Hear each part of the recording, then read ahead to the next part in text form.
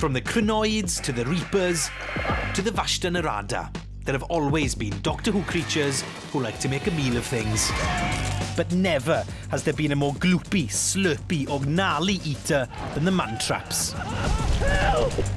Dreamt up and sketched by Russell T Davies, Millennium Effects were tasked with bringing these psycho slugs to life. I think the man-traps are probably the most classic Doctor Who monster there is in the new series. There's been a lot of those kind of things in Doctor Who over the years. So there's already a kind of language to them that you're going with.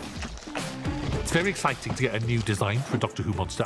I love handing these things over to Neil Gorton and the team, and they add the tentacles and the claws, and the fun about this has been like saying more gunge. Wet them, so they're dripping and vile and disgusting. Marvellous. That's what a Doctor Who monster should be. But before the gunge, Neil and his team had to make the man-traps. All of this was hand sculpted by the team. I think it took about a week and a half. So all of this was like clay sculpted, you know, carved in, texture, detail. I know it's weird. Can I touch it? Yeah, feel free. I mean, I there may be some sticky parts, so just avoid where Darren's working. Oh, ooh.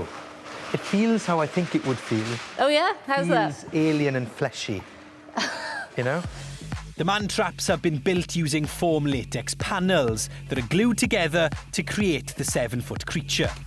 It's a painstaking process, and why do it when lots of the detail will be replaced with computer-generated VFX? A lot of our work is, you know, collaborating with VFX.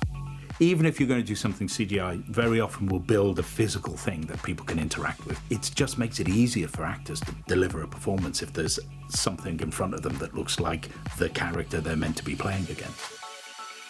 6 weeks later, a prototype man-trap with 3 puppeteers inside it is ready for its first taste test. 3, 2, 1, G's coming in, and close. Go on, push. Keep it going. So today we have a camera test for the man-trap. Go on, more. Squeeze. So we're just testing everything out. I think there's a lot of discussions being had. We are looking at how it works, how it moves. We're basically thinking about how it eats people at the moment. I've basically got everyone else to be eaten, not me. It looked really good that we just get that life in the, let's say, fingertips. I'm here for the movement and to coordinate the puppeteers. I have a crew radio and they've got an open radio inside so that they can just hear me talking. But who are the men inside this mollusk? How are you all? We're good. You Yeah. just caught us. We just got out of the man-trap. Yeah, how's your lower back? Is your lower back, what bit of your body hurts in there? You're all really strong. Back, actually. Yeah, is it? Yeah. But Recognise any of these guys? They featured in the Christmas episode of Unleashed, operating the Goblin King.